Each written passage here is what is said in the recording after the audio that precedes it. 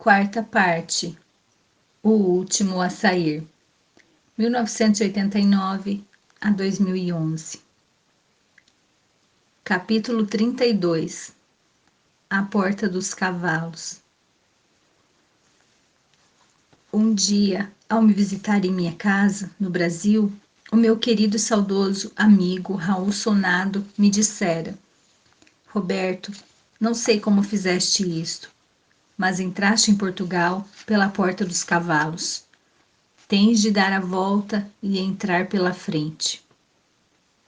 Mas eu nunca consegui dar a volta. Foram 8 anos que passei ali, a tentar convencer as pessoas das minhas boas intenções. Uma partida que perdi de goleada. Já entrei mal em campo, ou, como disse o Raul, pela Porta dos Cavalos. Por aquela época, encontrei-me com a Amália Rodrigues. Há muito tempo que ela queria me ver e eu a ela. Uns tempos antes de nosso encontro, durante uma viagem que ela fizera a Toronto, alguém lhe dissera que eu havia composto uma canção para ela e ela queria ouvir. O Roberto Leal compôs uma canção para mim? Sim, tem o teu nome. Eu gostava de a ouvir. Pede alguém que vá comprar. Mas não sabemos em que disco está. Então, que comprem todos. E ela ouviu os meus discos todos. Então, a partir daí, quis se encontrar comigo. E aconteceu, no Porto. Passamos ali uma noite inteira a conversar e a tomar chá. Ela, que também um dia fora chamada de fascista, que um dia também pensara em desistir de Portugal, desistir de tudo, que também se sentira incompreendida. Roberto, tu és a própria alegria, és a vingança dos portugueses no Brasil. Eu só fiz chorar. Por Deus, Amália, tu és a alma portuguesa. Pois a minha tristeza é a tua alegria. Então, a expectativa de amor é de todos. O artista, que vive da própria sensibilidade, sente mais isto do que ninguém. Nesta busca pelo amor, colhi alguns abraços. Fiz, com muito sucesso, algumas grandes casas, como o Cassino do Estoril, o Coliseu do Porto e o Coliseu de Lisboa, o Palácio de Cristal. Muitos shows pelo país fora, com muitos recordes de público. Os discos vendiam muito. Cheguei a ganhar um galhardete de diamante da Polygram e do Sr. Rodrigo Marim, com uma venda de mais de 500 mil cópias de um único disco. Mas faltava alguma coisa. Jamais houve uma integração perfeita. Aquele abraço sentido e apertado, aquela aprovação mínima, nunca veio. Minhas visitas ao Brasil, quando vinha fazer shows, sempre me proporcionavam uma sessão de ombro a ombro com a mama. Só Deus sabe quantas horas aquela mulher extraordinária suportou de lamúrias e choradeiras da minha parte. Vinha buscar então o calor da minha família, estar com os meus irmãos. Juntávamo-nos a relembrar dos nossos tempos de infância, ali, em volta da mesa, e de vez em quando o pensamento fugia-me. Não conseguia estabelecer uma ligação entre a minha realidade atual e aquele Portugal que eles iam desembrulhando, desempacotando de um baú de saudades. Então, eu me dava conta de que havia 2 Portugais na minha alma. Aquele da minha infância, de toda a minha saudade, de alegrias e de carinho, abraçado pelas gentes da aldeia. E aquele onde eu vivia hoje, cujo abraço eu buscava. Mesmo com o sorriso a entristecer de vez em quando com esses pensamentos, o fato de abraçar a minha mãe, já velhinha, e aquela convivência com os meus irmãos, massageava-me o coração e dava-me fôlego para voltar à luta diária. Graças a Deus, a Dona Áurea e o Sr. Wellington, por solidariedade conosco, foram morar em Portugal também. Precisávamos daqueles ombros amigos, e depois da chegada deles, vivemos uma das fases mais plenas da nossa vida na minha terra. Que alegria!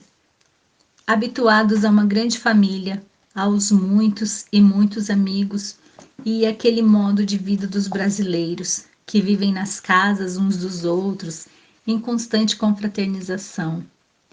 A solidão que acabamos por encontrar em Portugal nos fazia mal. Com a chegada da mama e do Sr. Wellington, vivíamos agora com mais alegria.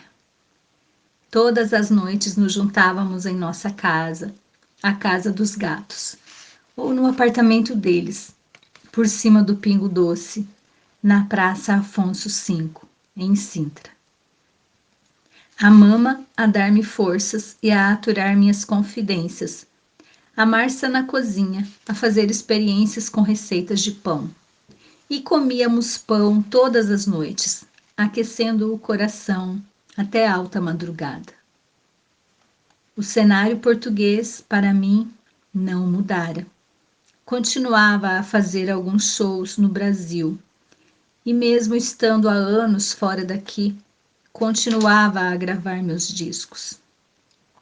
O fato de estar em Portugal facilitava bastante as minhas idas à França, com o meu querido amigo Marques, à Alemanha e outros países ali perto, para fazer shows. Assim como facilitava as minhas idas a Vale da Porca, onde eu ia matar saudades da infância, daquele Portugal antigo, que ali estava preservado. Enquanto meu pai esteve vivo, todos os anos eu oferecia o meu show à comissão da Capela de Santo Ambrósio. E eles, aos poucos, erigiram um santuário. Até hoje faço meus shows no santuário, em condições especiais. E desde sempre não me permito ir a Vale da Porca sem passar por lá. Tornou-se uma paisagem de amor e recordações do meu pai. Um lugar onde se podem ir buscar as mais lindas e suaves vibrações. Onde se encontra a paz, onde as pessoas recolhem boas energias e onde vão despejar suas torrentes de fé, em oração e harmonia. Quando se pisa um local assim, quem tem um mínimo de sensibilidade logo percebe a tessitura leve e calma do ambiente. Fui vivendo dessas pequenas alegrias. O Vitor a crescer, o Rodrigo e a Manuela, que sempre andaram com guarda-costas no Brasil, já sabiam ir a todo lado sozinhos, mas seguros, plenamente adaptados ao meu país. Para eles, era uma autêntica aventura descer as escadinhas em frente à Casa dos Gatos e apanhar o comboio para Lisboa.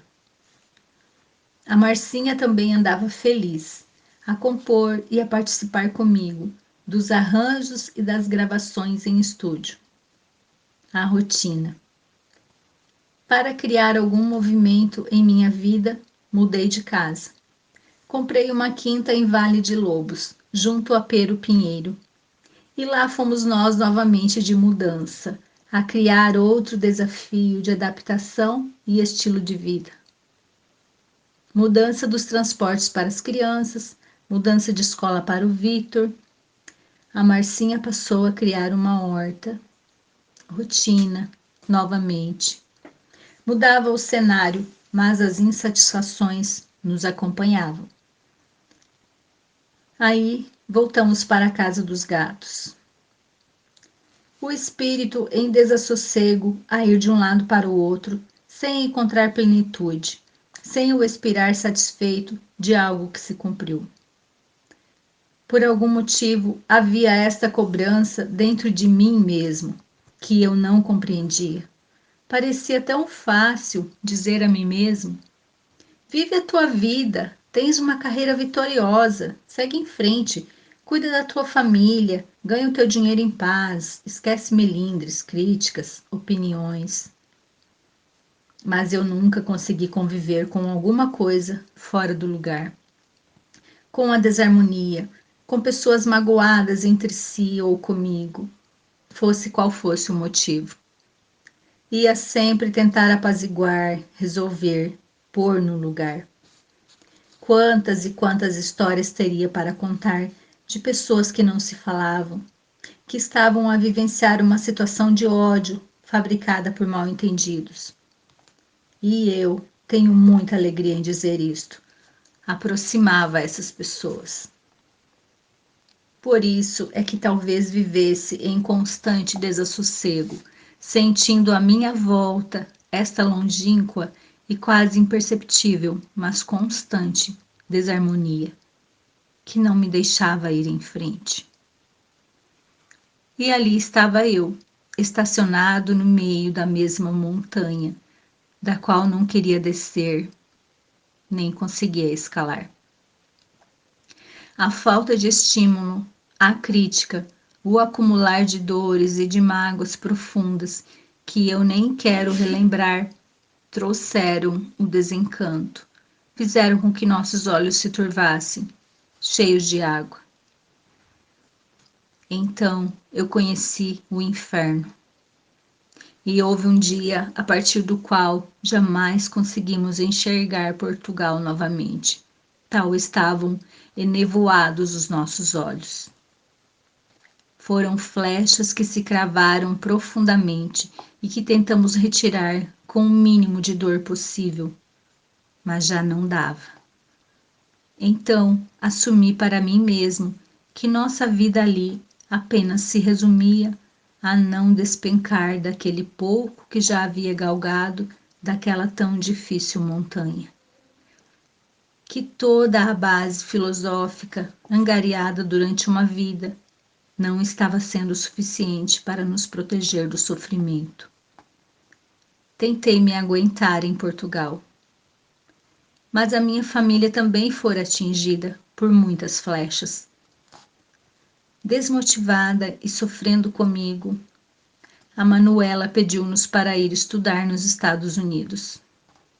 O Rodrigo saiu de casa, foi viver a sua vida de jovem, tentando buscar forças no outro lugar, sentindo a falta de nossa alegria habitual, pois a conversa sempre derivava para a mágoa.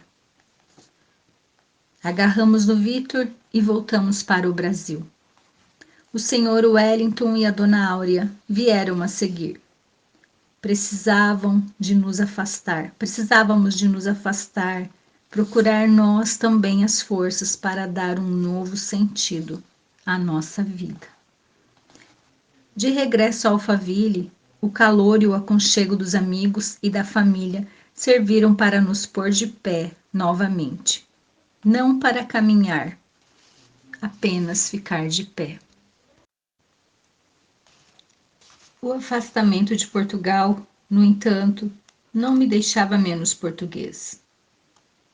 Abrimos um restaurante, o Marquês de Marialva, que me fazia respirar as coisas de Portugal, mantinha o laço, o vínculo com a minha terra.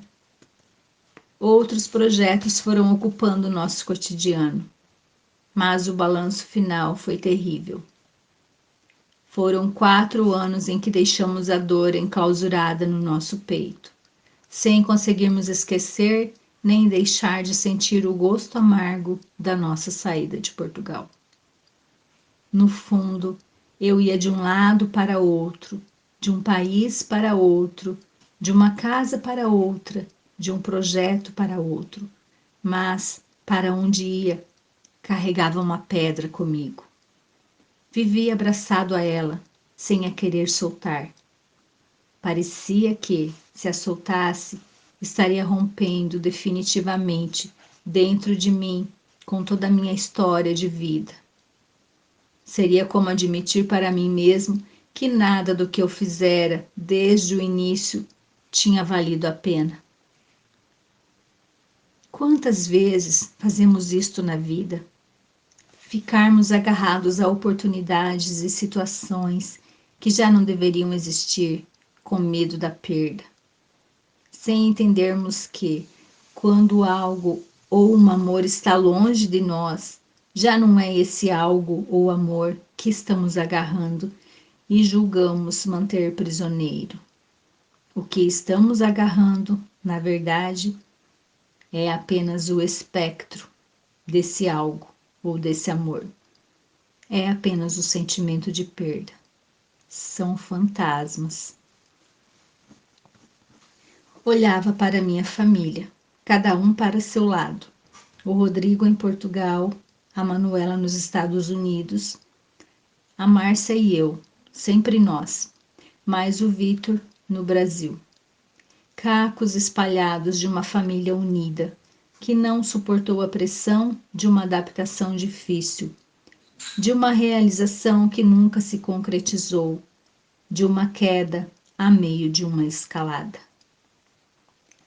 Para preencher nossas vidas, mudamos de casa, para cá, para lá, como a fugir, mas a pedra ia conosco. Mudar o cenário não resolvia nada. Passado um ano e um pouco do amargor, os meus filhos voltaram para o Brasil. Passada a dor mais profunda, cada um entendeu que não podia viver sem o outro, que éramos próximos demais, amigos demais para estarmos longe. As flechas não deixam as pessoas se abraçarem. Como abraçar alguém com uma flecha no peito? E a vida continuou, como sempre. Ela vai em frente, a estrada não termina. Mas como funciona um coração apaixonado? É como um vício, o amor. Quem já foi dependente de alguém ou de algo, de uma bebida, de uma droga, que não se aproxime dela? Contudo, na vida é assim. Se não podemos ter uma pessoa, choramos, afastando-nos dela por imposição dos fatos, não por decisão do coração. Um dia, encontramos aquele olhar novamente e, esquecidos de todo o sofrimento, voltamos para trás. Lá se vai a nossa força de vontade e estamos de rastros novamente por aquela pessoa. A paixão acaba por nos dominar. Pior ainda quando somos rejeitados. Fica sempre lá dentro, latente, aquele sentimento, num canto ressequido do coração. Um dia, se aquele terreno seco recebe apenas uma gota de água que seja, um olhar, um chamamento, um sorriso, um abraço, então brota da terra novamente, verde de esperança, renovado. Até a próxima mágoa. Até morrer como fruto, enterrando de novo a semente num canto ressequido. Aqueles 4 anos que passamos no Brasil foram como essa semente, enterrada num talhão ressequido. Havia rolado do meio da minha montanha abaixo, derrotado. Não conseguia visualizar outras montanhas que me produzissem o menor ânimo para me levantar. Não tendo conseguido escalar a mais alta e a mais linda delas, as outras todas me pareciam menores e desinteressantes. O Rodrigo se tornara um excelente produtor. Fazia arranjos numa grande produtora em São Paulo. Casara-se, estava no seu próprio caminho. A Manuela buscava noutra arte, o teatro, o seu projeto de vida. Entrara para a Universidade de São Paulo e também já estava no seu próprio caminho. O Vitor já se mostrava um grande talento nas artes plásticas. Com apenas 9 anos, já ganhava prêmios com os seus quadros. Eram o nosso tesouro, nossa alegria, nossos 3 artistas. Após 4 anos, durante os quais todos tentamos sobreviver e encontrar novos horizontes, cheguei à triste conclusão de que jamais seria completo e realizado se não vencesse as circunstâncias, se não vencesse os fatos, se não me vencesse a mim mesmo, se não largasse a pedra. Este foi o capítulo mais difícil deste livro, a derrota. Custa-me falar dessa fase, pois foi a fase em que, a bem da verdade, apenas sobrevivemos. Foi a fase em que, filosoficamente, quase nada acrescentamos às nossas vidas, ao nosso saber e conhecimento. Foi a fase em que entregamos os pontos, caímos e ficamos estendidos no chão. Não produzimos nada, não crescemos. Nada me trazia plenitude, nem mesmo o carinho e o prestígio no Brasil, um país que nunca me cobrara nada e que me acolhia sempre, como se nunca o tivesse deixado. Nem mesmo as casas lotadas nos meus shows, por todo lado, fosse na imigração, fosse no Brasil e até mesmo em Portugal. Nem mesmo estando de novo junto dos antigos amigos e dos meus queridos irmãos. Mesmo diante do sucesso, dos convites, prêmios e manifestação de carinho, a dor estava ali, presente, latente, cá dentro. Havia sempre a pedra. Era uma lição ainda por aprender. Quando colocamos a nossa felicidade num ponto fora do nosso alcance, portanto, fora de nós, ela não nos pertence. Pertence ao ponto onde a colocamos. Fica sujeita a acontecimentos que não dominamos, porque estão fora de nós mesmos. Então, a nossa felicidade fica sem controle, à mercê de instituições, de notícias em jornais, de amigos, de amores, de dores, enfim, de paixões. Paixão-ódio, paixão-amor, paixão-vingança, paixão-religião, desejos, poder. Graças a Deus, sempre fui um homem de mente aberta e sempre estive atento a mensagens, ouvi muitos mestres. E nós podemos aprender com tudo nesta vida, se tivermos humildade. Estamos ensinando e aprendendo a todo momento.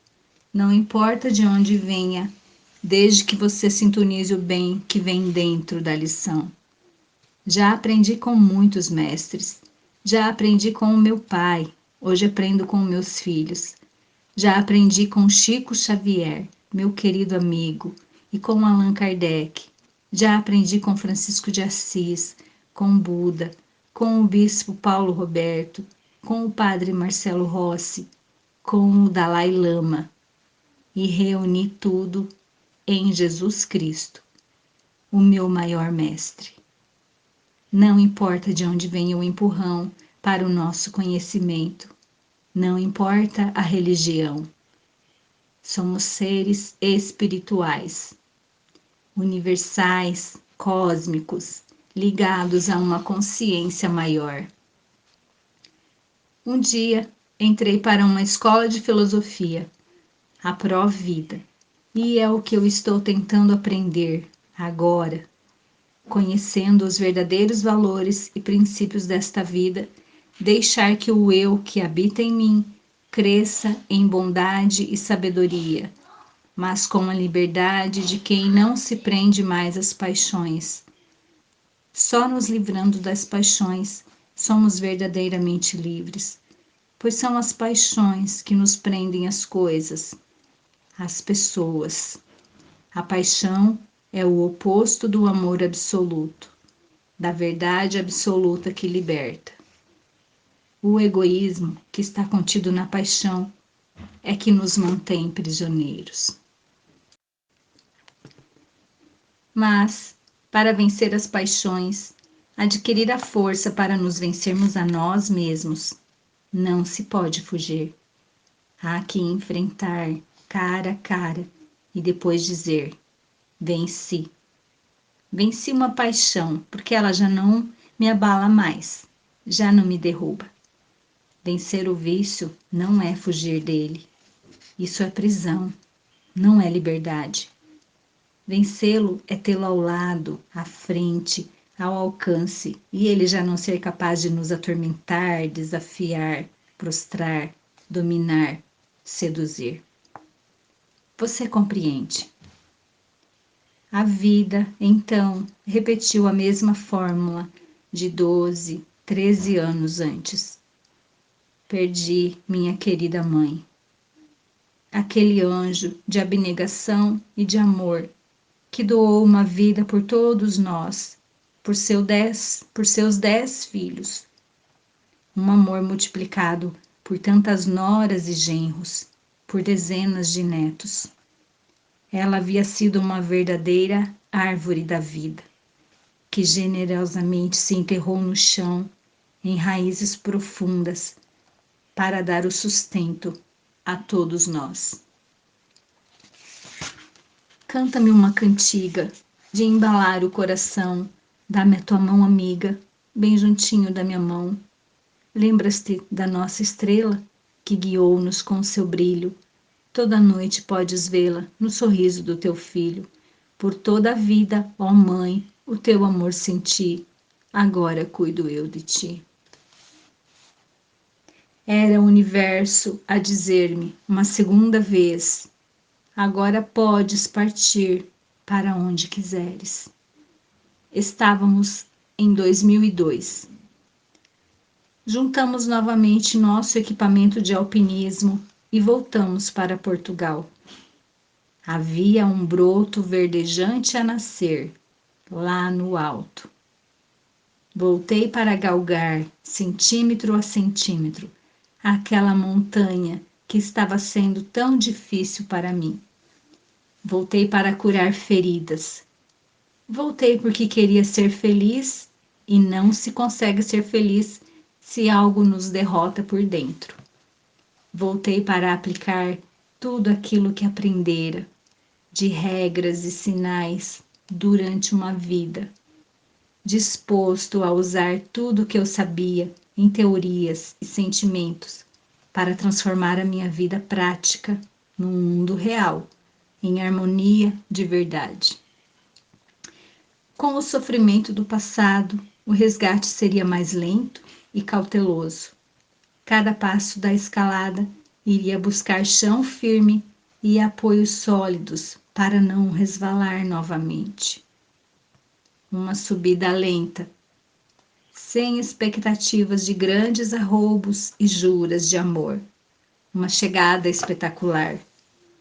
Queria só o abraço, sentir-me em casa, sentar-me à mesa.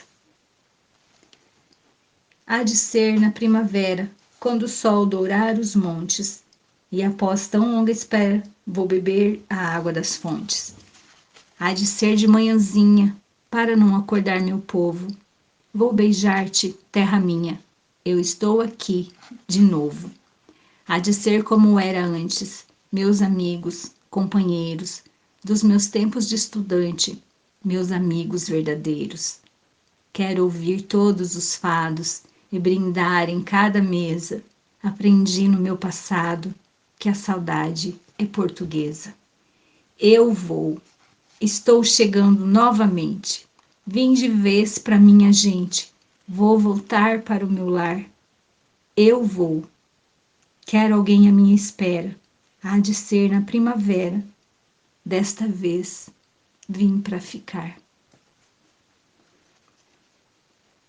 Letra da canção Meu Regresso, de Roberto Leal e Márcia Lúcia.